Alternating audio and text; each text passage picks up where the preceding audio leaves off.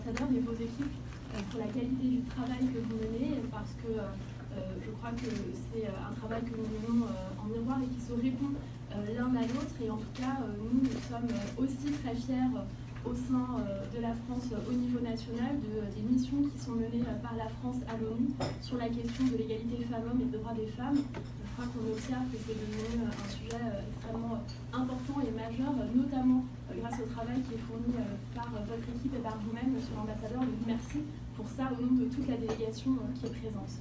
Je voudrais remercier également, évidemment, toutes les personnes qui sont présentes ici, qui ont pris de leur temps pour faire ce déplacement et porter ensemble la voix de la France sur les questions des droits des femmes à l'ONU et donc dans le monde. Et puis saluer particulièrement les parlementaires qui sont présents.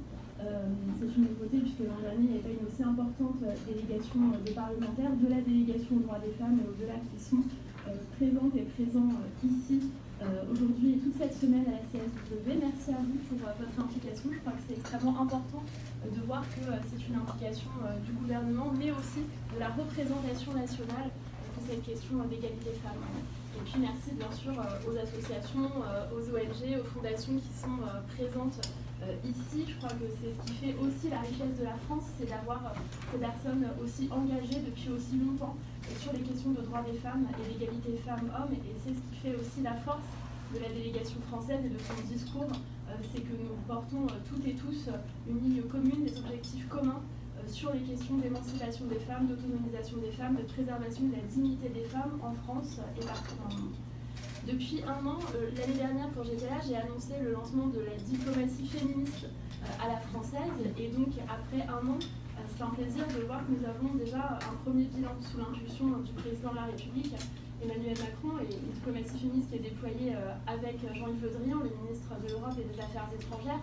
Vous savez qu'il y a quelques jours, certaines et certains d'entre vous y étaient, à l'Élysée, le président de la République a remis le prix Simone Veil de la République française pour faire rayonner encore davantage et pour soutenir financièrement, avec une enveloppe de 100 000 €, une initiative, celle de Madame Aïssa Doumara, qui lutte contre les mariages forcés, contre les mutilations génitales et plus généralement contre toutes les violences que subissent les femmes dans son pays, le Cameroun. Et cette enveloppe de 100 000 € va lui permettre de développer son action à tous les pays africains. Vous savez que la France préside le G7 cette année et le président de la République a voulu faire en sorte que l'égalité femmes-hommes soit une priorité de la présidence française du G7. Habituellement, ce qui se passe pour l'égalité femmes-hommes au G7, c'est qu'il y a deux options possibles, ou c'est un sujet qui est traité à part comme un sujet en tant que tel, un sujet plein. C'est ce qui s'est passé au G7 présidé par l'Italie à Taormina, auquel j'ai participé. Ou alors on considère que c'est un sujet de gender mainstreaming, comme on dit, pardon pour le badge en français s'il vous plaît, et un sujet en gros intertransversal, interministériel, et qu'on traite ministériel par ministériel, mais pas en propre. C'est le choix qu'a fait le Canada lors de sa présidence. Dans la France, on a décidé de choisir tout. Donc ce sera un sujet traité en propre, avec une ministérielle en mai, avec mes homologues de l'égalité femmes-hommes à Paris, avec également un segment égalité femmes-hommes dans l'ensemble des ministériels sur tous les sujets, notamment éducation, travail, santé, transition écologique, etc., etc.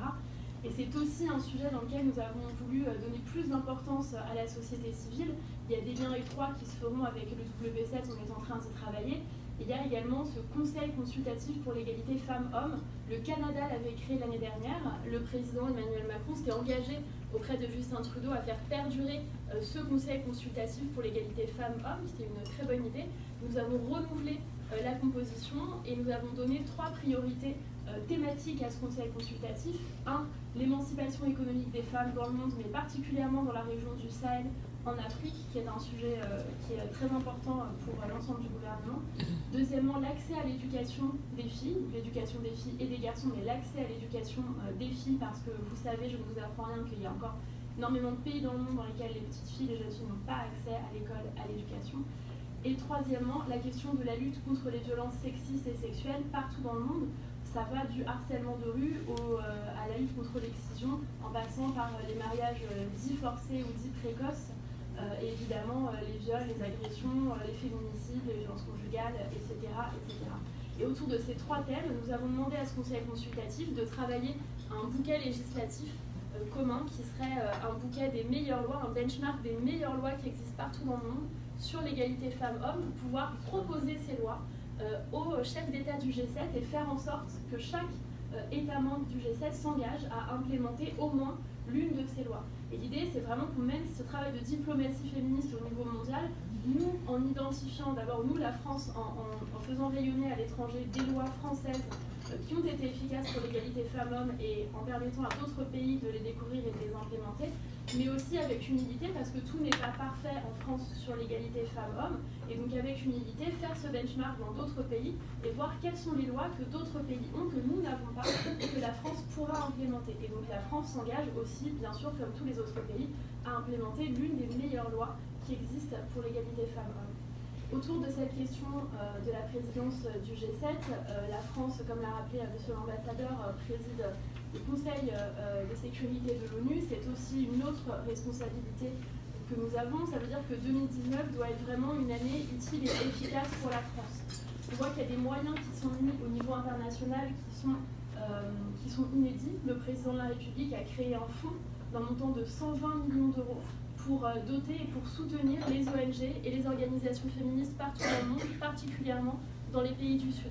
C'est un fonds inédit qui n'existait pas. Et l'Agence française de développement a un objectif extrêmement important à l'horizon 2022 de financement des actions qui intègrent une dimension genre, une dimension d'égalité femmes-hommes